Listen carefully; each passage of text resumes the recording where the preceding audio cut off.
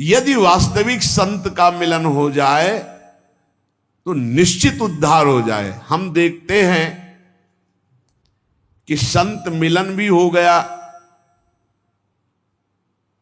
और हमारा कल्याण नहीं हुआ, हमारा दोष नहीं नष्ट हुआ, तो इसका मतलब है कि अभी हम उनकी आज्ञा पर नहीं हैं। जो आज्ञा कर रहे हैं उनका हम पालन नहीं कर रहे। आज्ञा पालन का मतलब है उनका स्पर्श हो जाना।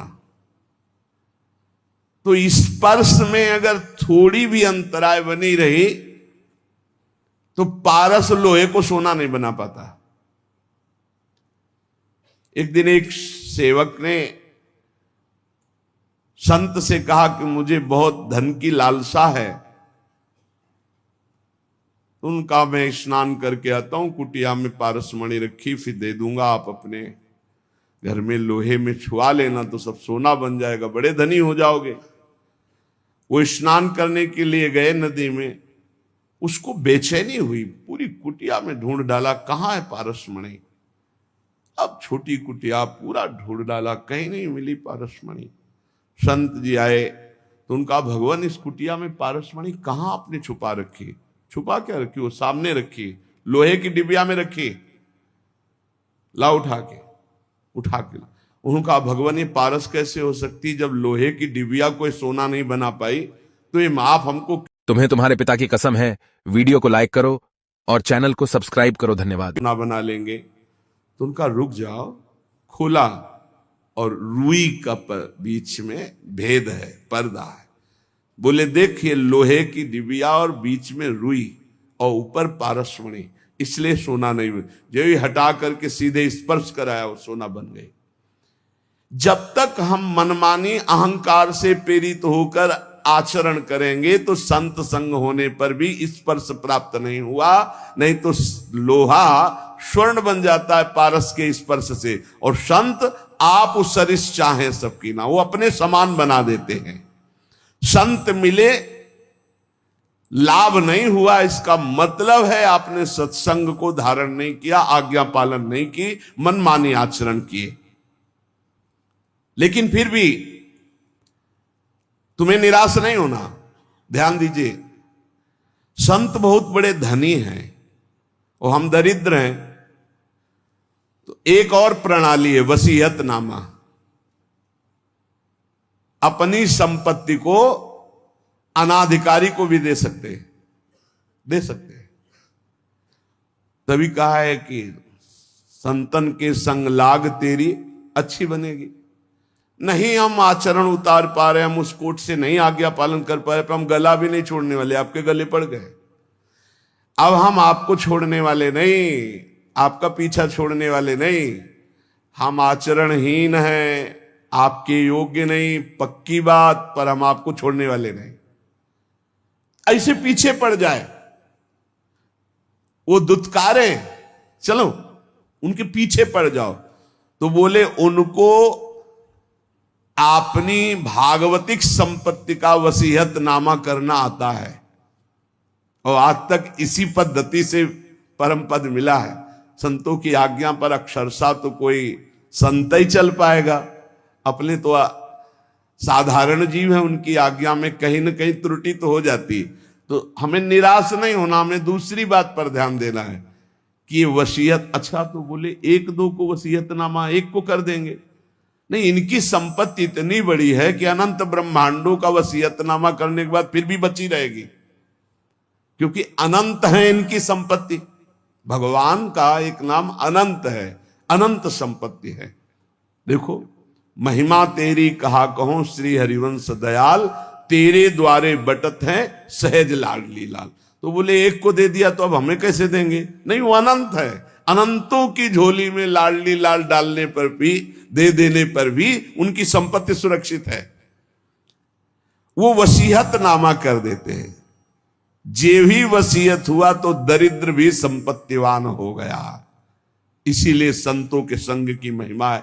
कभी तो हमारी दीनता पर, हमारी दुष्टता पर, हमारी अधमता पर रीझ गए, बहुत दिन से पीछे लगा, चलो जाओ उनकी कृपा क्या होती, उनकी संपत्ति दान क्या होती? भगवान से, प्रियालाल से कहना। प्रियालाल अपने संतों की बात को नहीं टालते। बस आप इतना समझ लेना, ये हमने प्रत्यक्ष देखा है। महापुरुषों की अनंत सामर्थ्य दरिद्र को तत्काल वसीयत करके संपत्तिवान बना देना बहुत कठिन। इसीलिए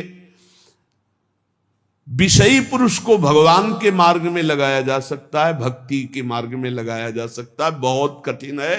पर उससे हजारों गुना कठिन है कि जो अभेद तत्व भक्ति में लगा है, अभेद भक्ति, ज्ञान भक्ति में, जो ये भी भगवान की एक अभेद भक्ति है, इसमें जो लगा हुआ है कि अहम ब्रह्मास्मि, उसको दासत्व में लाना, ये बहुत कठिन बात है। ये चमत्कार केवल महापुरुषों में होता है कि जबरदस्ती बलात् उसके हृदय को, जैसे राधा बाबा के हृदय को भाई जी ने बदल दिया, पैर छू के बदल दिया है। देखो दाता कैसे हैं, पैर छू के वो वस्तु दी जो पैर छू के मांगने पे भी नहीं मिलती। अगर संत संग मिल गया है तो ये प्रमाद मत करना कि तुम उनकी अवहेलना करके हट जाओ। भाई इतनी बात पकड़नी है। पद्म पुराण में एक प्रसंग आया कि किसी प्राणी का शव जल रहा था। एक भगवत प्राप्त महात्मा वहां से निकले, उसके शव पर दृष्टि चली गई तो उसको नरक ले जाया जा रहा था। उस प्राणी को जिसका शरीर जल रहा था यमदूत नरक ले जा रहे थे, और उस भगवत प्राप्त महात्मा की दृष्टि पड़ गई चिता में जलती हुई, तो तत्काल वहां भगवत पार्षद आ गए, यमदूतों से छुटा के भगवत धाम ले, यात्रा बदल गई उसकी। नरक ले जा रहे तो भगवत धाम चलेंगे। मृत व्यक्ति की जली हुई चिता पे दृष्टि पड़ने मात्र से जब वो भगवत प्राप्ति के योग्य हो गया, तो जिंदा में उनकी दृष्टि पड़े, उपदेश हो, नाम कीर्तन सुने, उनकी आज्ञा पे रहे, तो उसको भगवत प्राप्ति नहीं हो जाएगी, इसमें क्या संशय।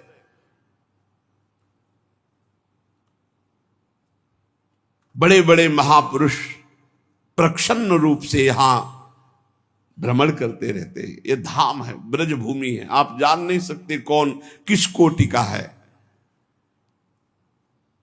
जहां लिखा हुआ है अवश्य में भोक्तव्यम कृतम कर्म शुभाशुभम, देख लो चमत्कार।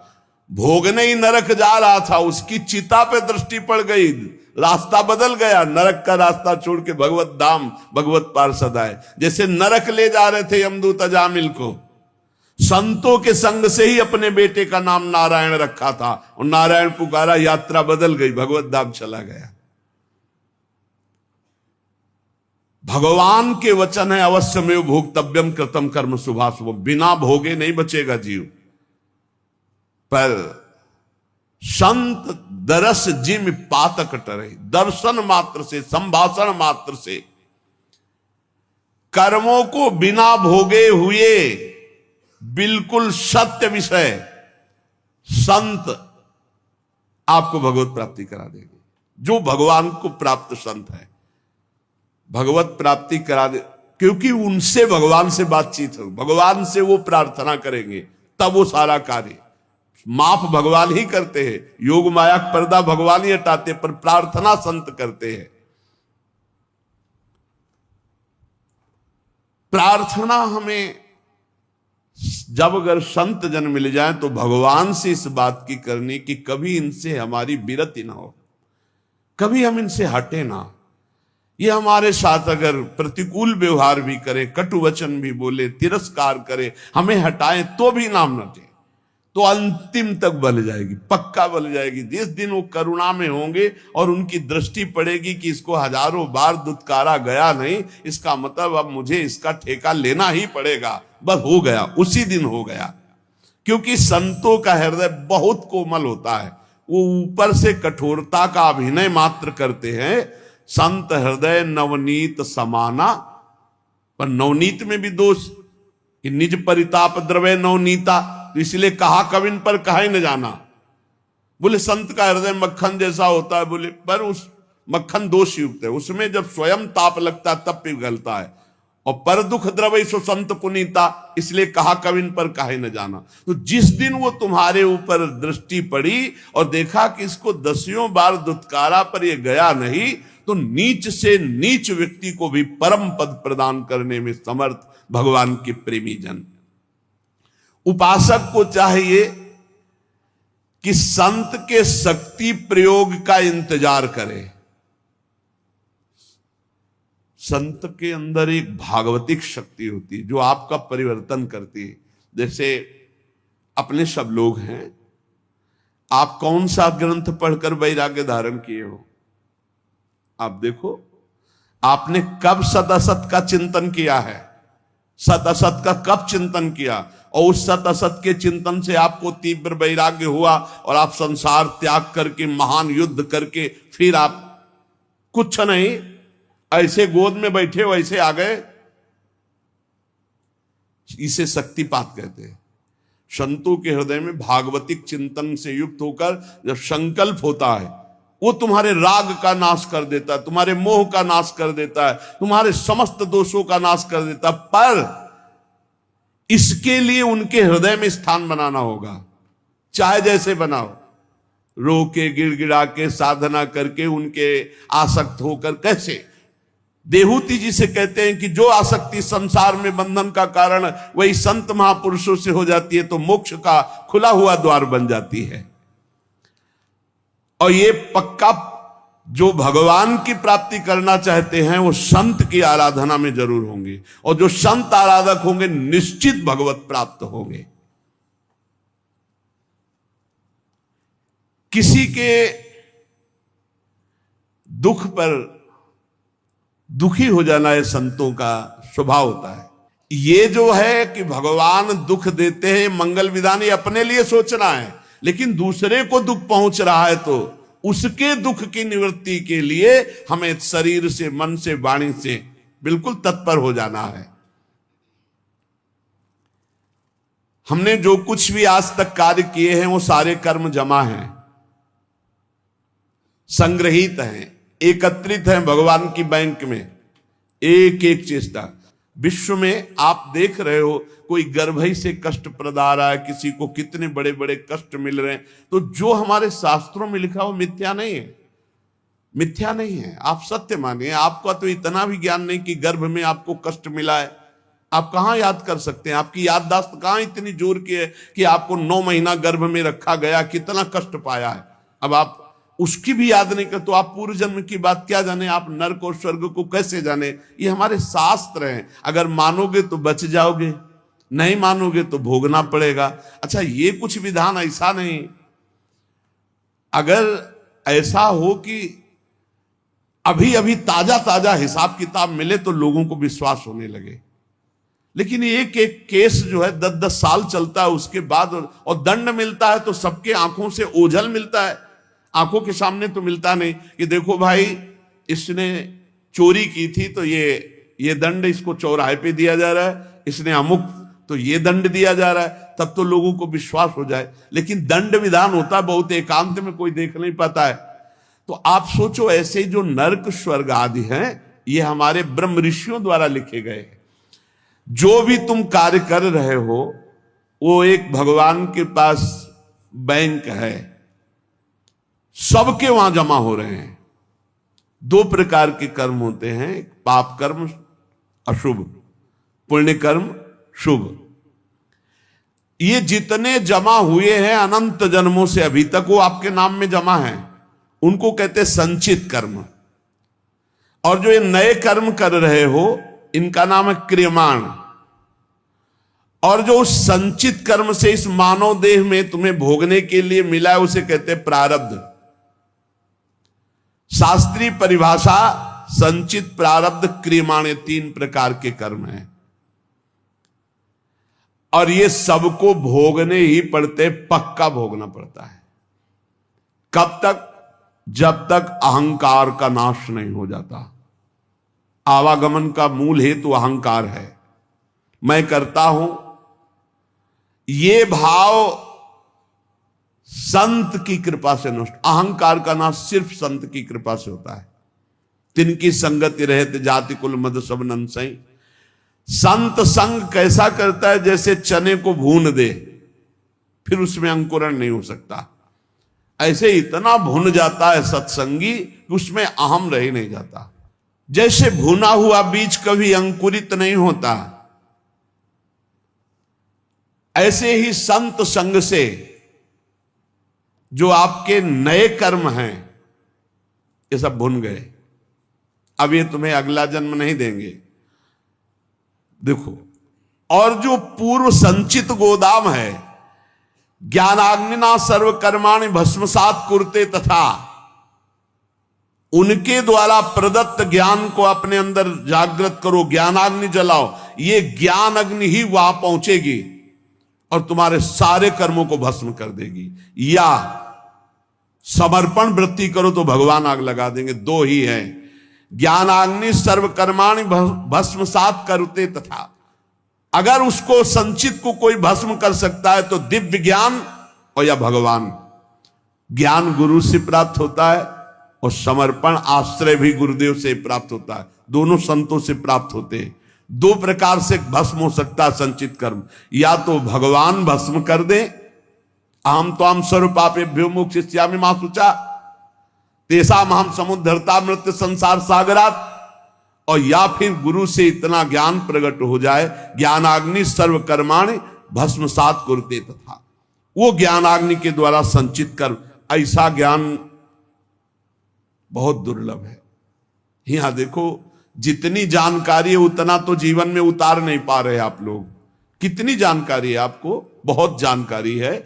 और जब गलत आचरण करने का संयोग बनता है तब तुम्हारी जानकारी सब खो जाती है। इसे ज्ञान नहीं कहते। ज्ञान तो उसी समय के लिए है जब असद आचरणों में मन जा रहा हो, उस समय आप बचा लो अपने आप को। तो उपाय है सबसे बढ़िया, भगवान के प्रति समर्पित हो जाना। मत चित्ता सर्व दुर्गाणि मत प्रसादात तरिष्यति। जिसने मेरे में चित्त लगा दिया, सब दुर्गुण नष्ट हो जाते हैं और मैं उनके संचित कर्मों को भस्म कर देता हूं। अहम त्वाम सर्वपापेभ्यो मोक्षयिष्यामि मा शुचा। और प्रारब्ध बड़े बड़े ऋषियों को भोगना पड़ता है। सावधान, प्रारब्ध भोगने के लिए तैयार रहो। इसमें भक्ति को दोष मत देना है। जो संचित से शरीर रच गया उसको भोगना पड़ेगा, कमर कस लो। प्रारब्ध भोगना। रामकृष्ण परमहंस जी के गले में कैंसर था, जो पूरे विश्व के कैंसर को मिटाने की सामर्थ्य रखते थे। भीष्म पितामह जी को पूर्व प्रारब्ध सांप को एक बबूल के पेड़ में फेंक दिया था, तो कई दिनों में तड़प तड़प के मरा था। उसका प्रारब्ध बना था करके 6 महीना बाणों की सैया पे। अखंड बाल ब्रह्मचारी। महाभागवतों में गणना है, 12 महाभागवतों में महावीर, संकल्प सिद्ध महापुरुष, 6 महीना बाणों की सैया पे। या तो बहुत विचित्र विचित्र। मत फंसो, बात सत्संग की सुनो। अवश्य प्रारब्ध भोगना पड़ता है। भागो मत किसी के पास कि हमें कोई जंतुर बना देगा, कोई आशीर्वाद दे देगा किसी भी तरह से, इस तरह से हम ठीक हो जाएंगे। ऐसा भाई नहीं है। अगर ऐसा होता तो बड़े बड़े सिद्धों को प्रारब्ध भोगना ना पड़ता। आप विश्वास कीजिए, बहुत बड़े बड़े महापुरुषों को कष्ट शारीरिक भोगने पड़े हैं। चाहे कोई भी हो, आप जिन जिन महापुरुषों के सानिध्य में देखा, अरे भाई इतना कठोर तप और भजन और शरीर का प्रारब्ध आया तो पैर में कीड़े पड़ गए। आप नहीं समझते, प्रारब्ध बहुत बलवान होता है। ये सब भगवान की माया का खेल है। प्रारब्ध शरीर का बड़े बड़ों को भोगना पड़ता है। उसको मिटाने की चेष्टा न करके भजन करके सहते हुए भगवत प्राप्ति की तरफ चलो। इसीलिए आज तक बड़े बड़े महापुरुष, भाई जी सर्वज्ञ महापुरुष हो गए थे। सर्वज्ञ। एक परिवार बहुत त्रसित था, अर्थ का व्यापार कर करके हार गया था, कर्जा हो गया था, अर्थ नहीं था, खाने को नहीं था, बेटियां ब्याह के लिए थी, परिवार बड़ा था। उसने विचार किया आज रात के 12 बजे अपने शरीर को छोड़ देंगे। शाम टाइम गाड़ी दरवाजे पे लगी और उस गरीब आदमी के दरवाजे गाड़ी, वो घबरा गया कि क्या हो गया, हमारे पास कौन है, कोई रिश्तेदार नहीं, कोई मित्र नहीं, कोई हम पर। गाड़ी से भाई जी उतरे। भाई जी को कभी देखा नहीं था, अपने आप अपने घर जैसा भाई जी अंदर जा रहे हैं। वो अवस्था ज्येष्ठ श्रेष्ठ, इसलिए कहा बाबूजी कैसे आप, कहा आपसे ही बात करनी, थोड़ा एकांत में चलिए आप। तो बड़ा आनंद मिल रहा था, कोई संशय नहीं हो रहा था, क्योंकि भगवत प्राप्त महापुरुष वो बावरा हुआ जा रहा था कि मानो हमारे घर भगवान ही आए हैं। कमरे में ले गया, बोले दरवाजा बंद कर लो। बंद किया। बोले भाई आज तुम रात्रि के जो करना चाहते हो, इससे जीव की बहुत दुर्गति होती है। ये बात उसने किसी से कही नहीं थी, और भगवान तुम पर बहुत प्रसन्न है। एक थैले से मोटी गड्ढी निकाली रुपए की और कहा ये लो, इससे जो तुम्हें लगे उचित व्यापार करना। अगर व्यापार में हानि होती तो भी चिंता मत करना, ये ना पैसे वापस करने, ये आपके हैं। और कुछ दिन लगातार ऐसे ही आपके पास पैसे आते रहेंगे, जिनसे आपका बेटी का भी ब्याह हो जाएगा। बड़े बड़े धनी मानी भाई जी के चरणों से जुड़े थे, तो धन का प्रथम सदुपयोग यही है, इसलिए भाई जी प्रेरित कर देते थे। अब वो रो के चरणों में गिर गया, मेरे भगवान आपके। भाई जी ने कहा नहीं, भगवान आपको बहुत प्यार करते हैं। उन्होंने ऐसे सर्वज्ञ महापुरुष जो सब बात। एक आदमी कंबल ओढ़े हुए, आप पढ़ लेना चरित्र में, मुंह ही नहीं खोल रहा था, उसे कई लोग लाए हुए थे। भाई जी ने कहा क्या हो गया? बोले शरीर छोड़ना चाहता है और आप ही समझा सकते हो। भाई जी ने कहा क्या है, कंबल क्यों ओढ़े हो, हटाओ कंबल। जो ही कंबल हटा, मवाद बह रहा था, गलित कुष्ठ पूरे शरीर। बोले भाई जी से कहा कि बाबूजी अब ऐसे में शरीर रखना उचित है या त्याग देना? भाई जी ने कहा अरे शरीर श्री कृष्ण प्राप्ति के लिए गले से लगा लिया। वो चीख पड़ा, अरे नहीं मेरा घृणित शरीर। खत्म। ऐसे महापुरुष अपने उदर के कैंसर में भारी पीड़ा से युक्त शरीर का त्याग किया है। आप सोचो, जो चुटकी बजाते भजन बल से प्रारब्ध नष्ट कर सकते हैं, अपने ऊपर लेकर के प्रारब्ध बड़े बड़ों को भोगना पड़ता है। भीष्म पितामह के रोम रोम में बाण लगे थे, शरीर में 2 अंगुल जगह भी नहीं बची थी जहां बाण ना लगा हो। इतने बाणों से विद्ध होने पर भी वो हर समय श्री कृष्ण सुमिरन कर रहे थे। वृंदावन में रामकृष्ण दास जी बड़े भारी महात्मा थे, उनको भी कैंसर हो गया। प्रारब्ध के भोग भोगने पड़ते हैं। प्रारब्ध के भोग में यदि दृष्टि बदल सकती है तो कोई संत महात्मा पहुंचा हुआ उसे मिटा सकता है। वो भी मिटाते क्या है, सब समेट के अपने ऊपर ले लेते हैं। आप सच्ची मानिए, संतों की कृपा हम कैसे। आपने कई बार सत्संग में सुना होगा, अपने ऊपर प्रारब्ध लेकर अपने पैर को कटवा दिया, लेकिन एक गरीब आदमी के कैंसर को अपने ऊपर लेकर मिटा दिया।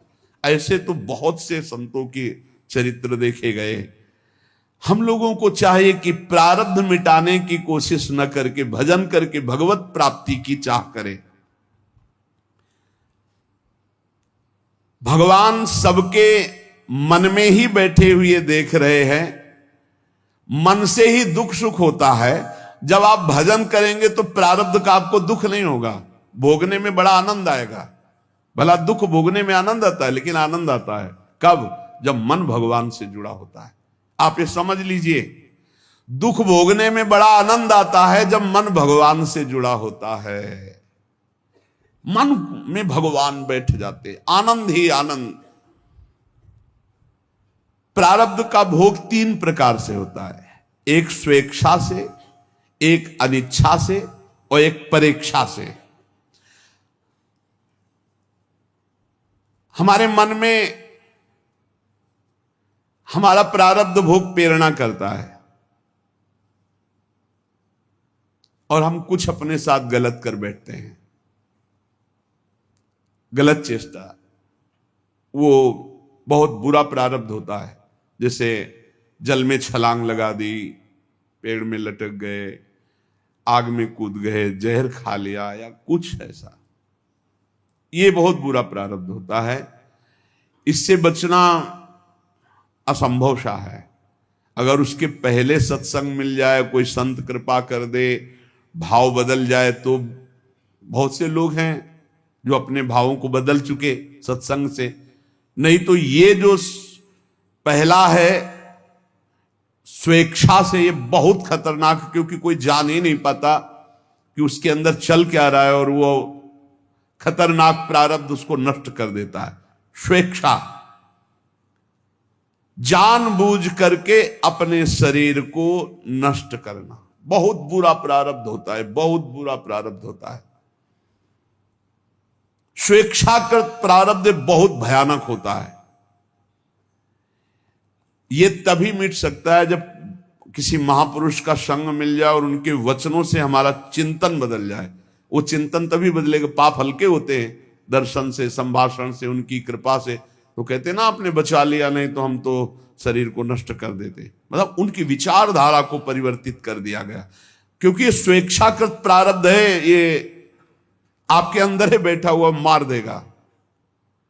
कभी किसी के अंदर अगर इस भयानक पाप बन जाएगा तो ये जागृत हो जाएगा कि क्या करूं, शरीर छोड़ दूं क्या, ऐसा आने लगेगा भारी प्रारब्ध।